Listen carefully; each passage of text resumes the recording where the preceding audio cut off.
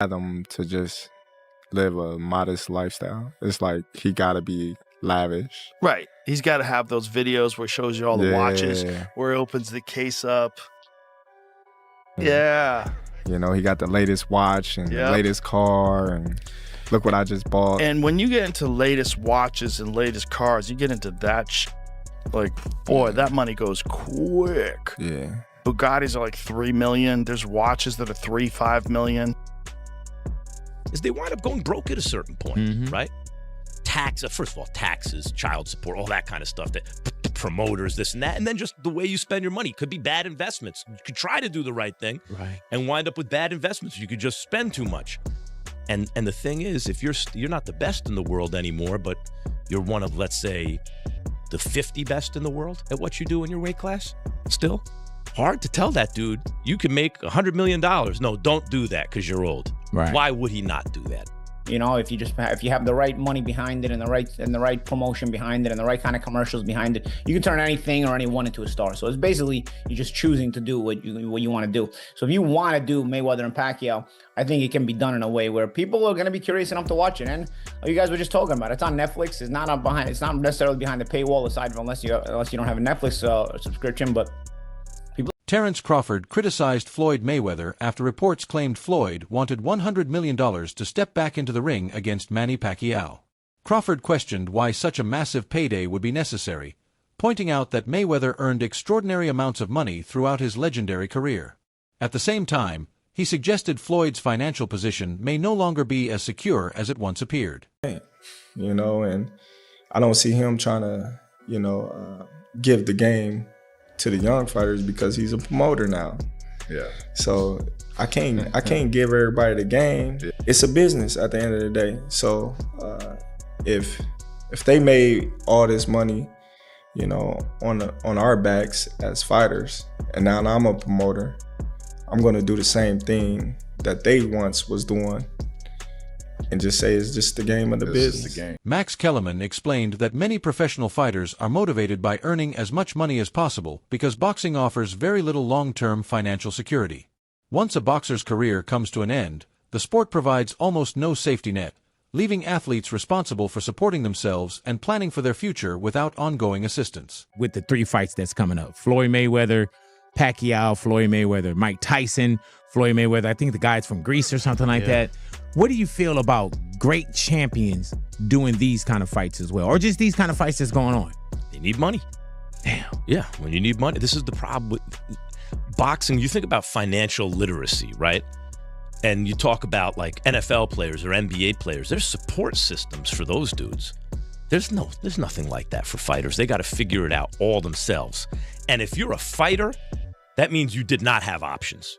Right. Yeah. It's not like basketball or football. If you could, by the way, football players couldn't play basketball or they play basketball. It's a better deal, right? That's if you can, you do. And boxers couldn't do either one of those things, right? They're too small or they got hurt, whatever it is. And so you're dealing with a section of our world that. Tasha K claimed that people experiencing financial difficulties often turn to legal action in an attempt to recover money they believe they are owed.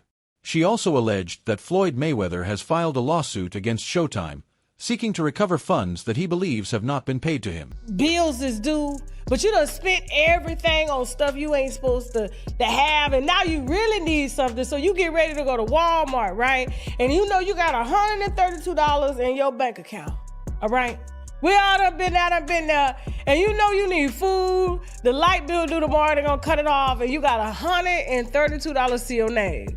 And so then you start to search like, well, what happened to the money? You start to go look at your bank account.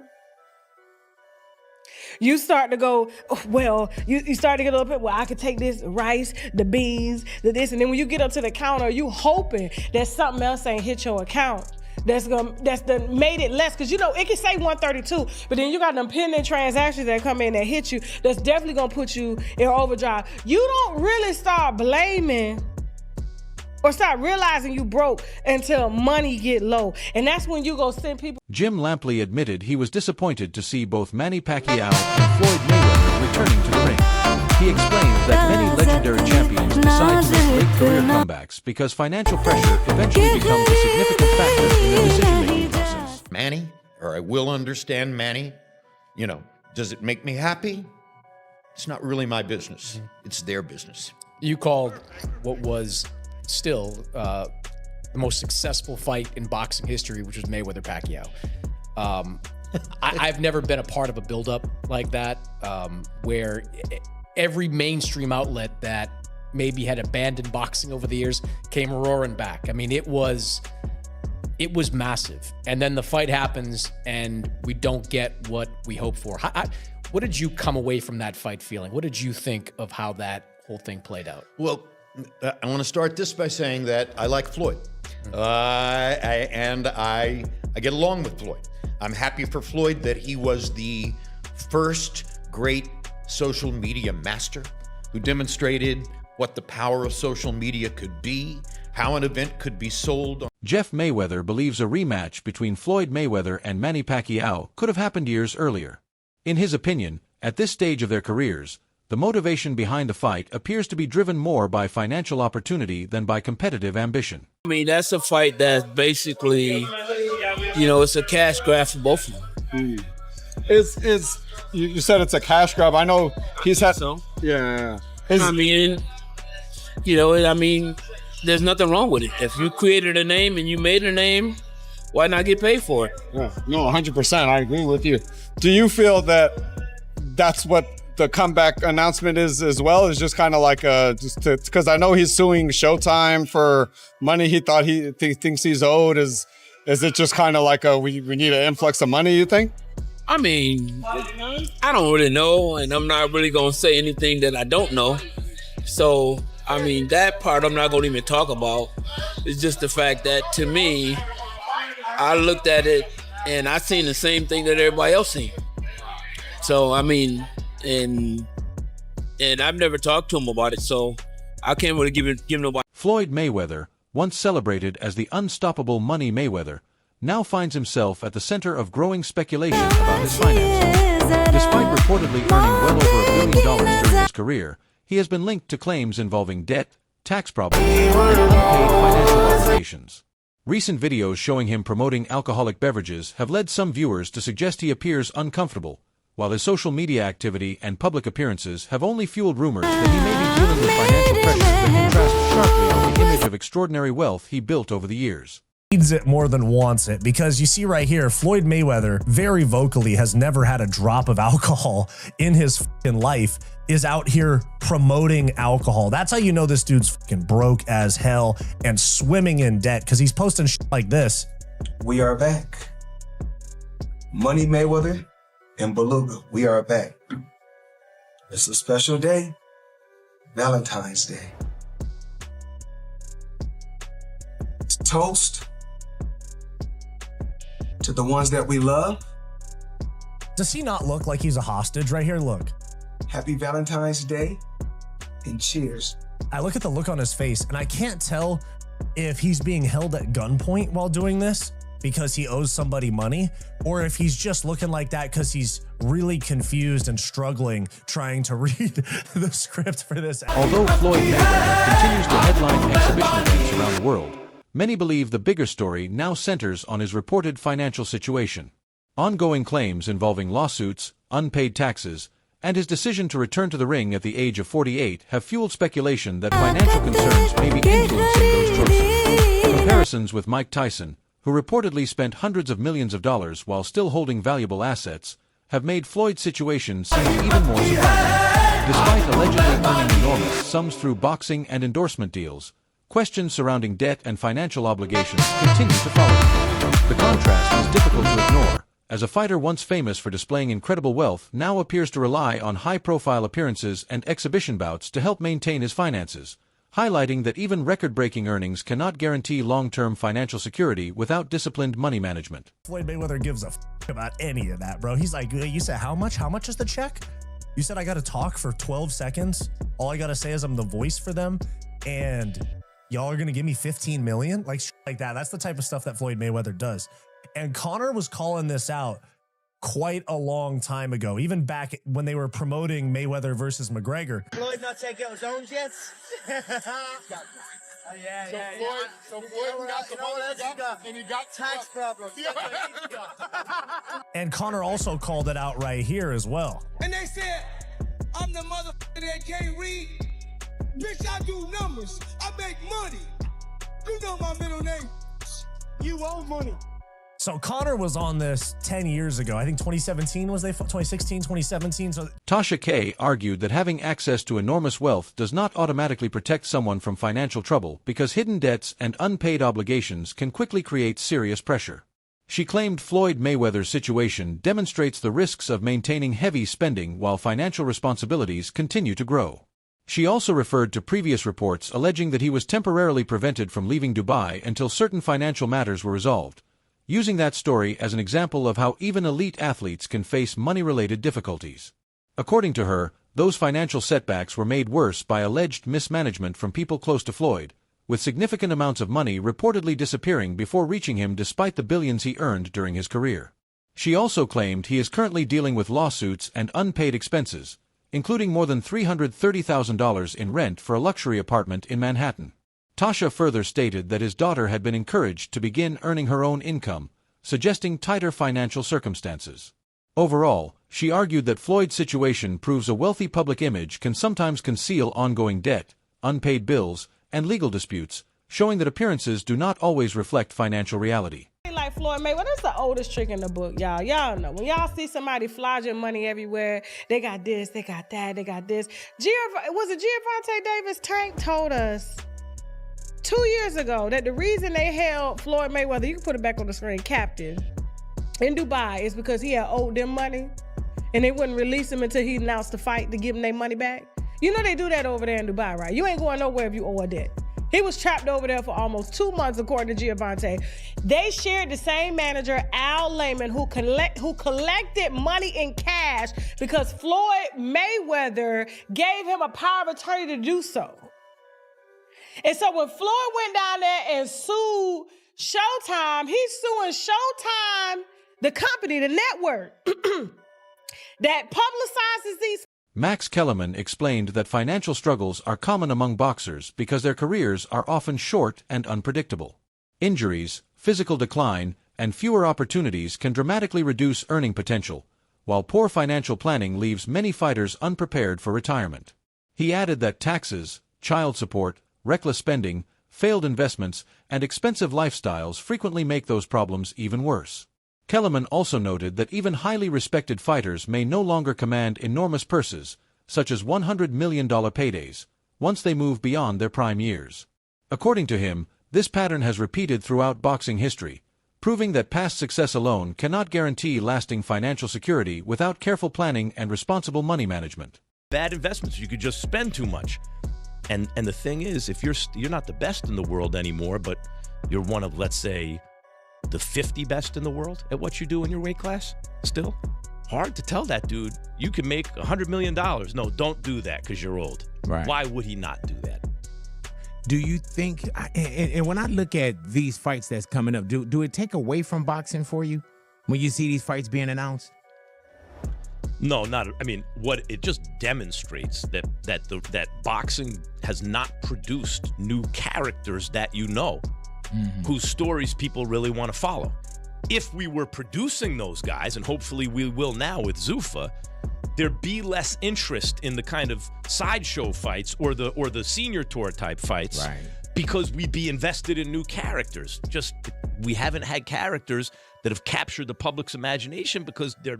Jazz Mathers said both fighters remain extremely disciplined, taking excellent care of their health while following strict training routines to stay in outstanding condition. He shared that he exercises almost every day, including playing basketball, and still feels physically capable of performing at a high level. Mathers also highlighted that this event represents the first boxing match ever staged at the Sphere, a venue previously recognized for concerts, explaining that bringing the event together required careful planning, the right partnerships, and perfect timing. He added that working with Netflix gives the event worldwide exposure, allowing hundreds of millions of viewers to watch while opening new opportunities for the continued growth of boxing. Sylvan fighter, so him and me, we taking care of our body, and then we always work out almost every day and playing basketball like that. So right now, I still can fight. I feel like I'm still young. I mean, nothing changed. Jazz, this event is going to mark the first boxing match at the Sphere. We've been there, we've seen concerts there, but how did this come to be? This was a lot of work. Took a lot of time. I mean, many tried and many, I wouldn't say failed, but planted seeds. It just took the right time and, having the right team in place to be able to get it done, right? It's really a timing thing and all the right people. Manny Pacquiao's decision to return to boxing appeared to spark a competitive reaction from Floyd Mayweather, reflecting the elite mentality that has defined both legends throughout their careers. Jazz Mathers explained that one of the biggest obstacles in organizing major fights comes from too many people placing their own interests ahead of the fighters themselves. He noted that having numerous parties involved often makes negotiations much more complicated. When asked about Floyd's upcoming 49th birthday, Manny wished him good health and many blessings, showing mutual respect as discussions continued. If the rematch becomes official, Mayweather versus Pacquiao 2 would once again bring two boxing icons together on one of the sport's biggest stages in Las Vegas. He did a return pro fight of last year. Obviously, Floyd sees that. Floyd's very competitive. He wants the same thing. He feels he can come in, he can do the same thing, and why not give it that chance? They're both the best in the game. They're both world renowned, and the sport would not be what it is without them. I think that's fair to say, given their stature, for sure. Jazz, quickly, I want to ask you the biggest impediment to getting this done, because it sounds like Manny's wanted to have a rematch over these last 11 years. What's been the biggest barrier, the biggest hurdle you've had to overcome? The biggest barrier would be, I would just say, sometimes there's people in the way that just don't present either the deal the right way, or just are not able to get it closed. A lot of times people will look after themselves. Wade Plemons claimed that Floyd Mayweather's recent appearances, including exhibition fights and the proposed rematch with Manny Pacquiao, are largely motivated by financial reasons. He argued that despite Floyd's reputation as one of boxing's greatest champions, ongoing reports involving missing hundreds of millions of dollars in years of unpaid taxes have fueled speculation that these events are also intended to strengthen his financial position. According to Plemons, pairing Mayweather's undefeated 50-0 record with a globally recognized opponent like Manny Pacquiao creates enormous pay-per-view interest and generates significant revenue, especially with major platforms such as Netflix helping promote the event. Of all time, they could probably avoid it. Then they come out in September and have one final go at it. I told you guys, Floyd is going broke, and there's no other clear explanation other than, we can look through the court documents of him versus Showtime, but missing $340 million, being years and years behind on his taxes, that's clearly the motivation for this. And because Floyd, obviously, he is one of the best of all time, so if he still can do it. But Mike Tyson, followed by Manny Pacquiao, will get you out of a lot of financial bad situations and bad decision-making.